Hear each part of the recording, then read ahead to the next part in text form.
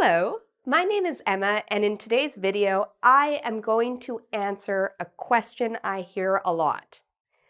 Many people who are learning English love to read, but the problem they have is when they read English books, a lot of the times the books are too hard for them.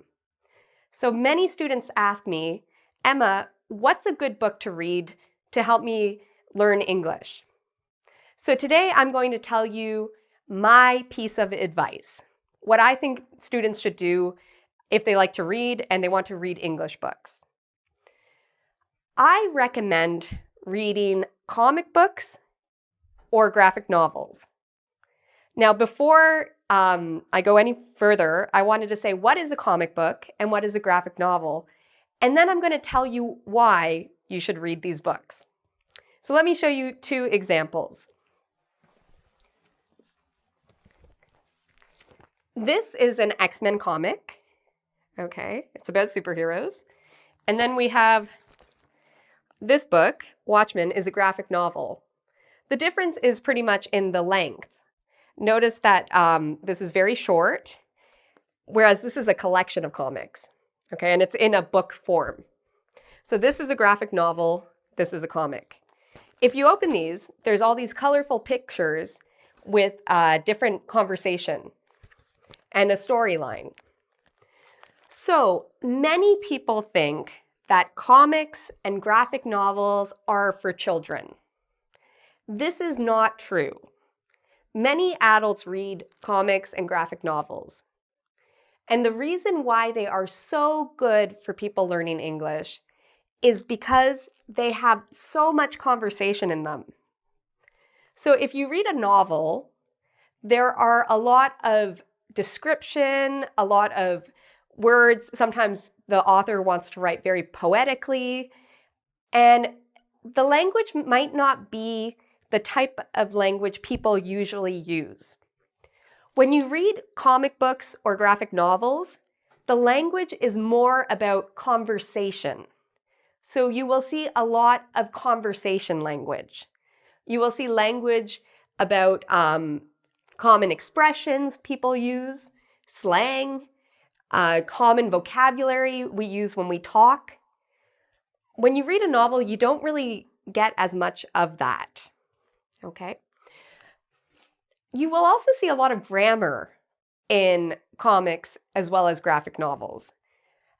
And it's easier to read the grammar or to notice grammar points because sentences in graphic novels and comics are usually shorter. So you can see examples of the present perfect. You can see examples of the future tense. You can see examples of the past perfect continuous. So there are a lot of great grammar points you can notice if you read graphic novels or comics. Okay, another thing I wanted to talk about is people don't want to read comics sometimes because they think they're always about superheroes. And some people don't like reading about superheroes. Comics and graphic novels cover a lot of different genres. A genre is a way of saying a type. So for example, a movie genre is a romantic comedy, or an adventure movie, or a thriller. These are all examples of genre. So comics also have many different genres or types. Yes, there are superhero comics like Watchmen or X-Men, but let me show you some of the other types of comics you might come across.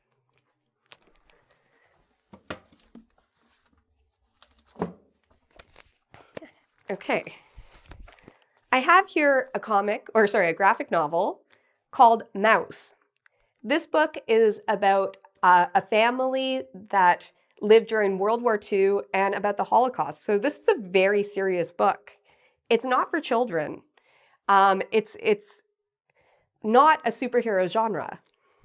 It's more of a drama. I have here this book, American Born Chinese. This book is about somebody's experience immigrating to the United States. So again, it's about a person's real life experiences. I have here the book Jerusalem. this graphic novel, and so it looks like a novel, but if you look, there's actually a lot of pictures, is actually about the Middle East and the history of the Middle East.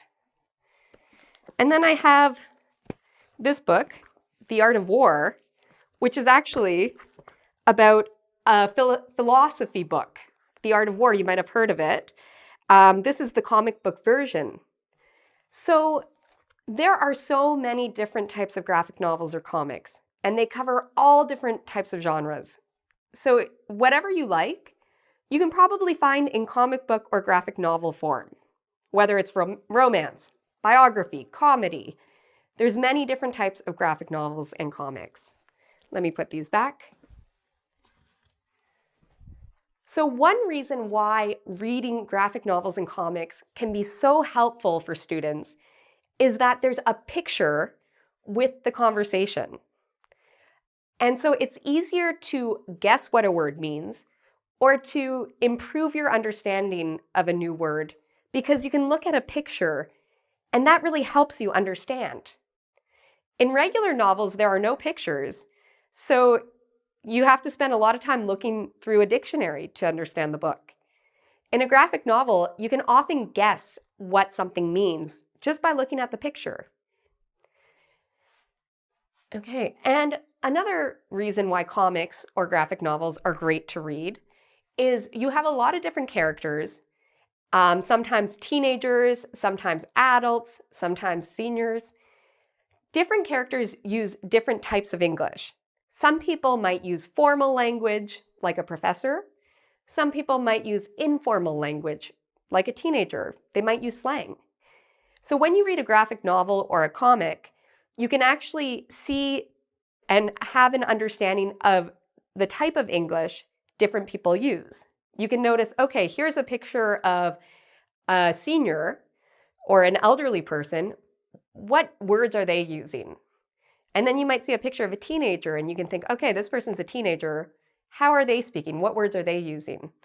So there's a lot of information you can get about English from comics and graphic novels that you don't see in regular novels as easily. So just to recap, I think comics and graphic novels are great to, if you want to improve your English and if you like reading. Comics and graphic novels are not just for children. There are many adult comics and graphic novels. You can learn a lot by the conversation you will see in a comic or a graphic novel, and you can use the picture to help you with your understanding. So for these reasons, I highly, highly recommend comics and graphic novels. Last thing I'm going to say, I have a lot of different comics and graphic novels I read. The ones you saw today are good ones, but there's so many that I love. If you want to learn about Toronto, where I'm from, I recommend Scott Pilgrim because that whole comic is about Toronto, so you can actually learn about another place. So thank you for watching, and I look forward to reading your comments about this video. If you want to practice some of what you learned from this video, you can visit our website at www.engvid.com, and there you can actually take a quiz on the material we talked about. You can also subscribe to my channel. Don't forget to ring the bell, where you will actually find more videos on many different subjects, including pronunciation, listening, writing, reading, and so much more. So thank you so much for watching, and until next time, take care.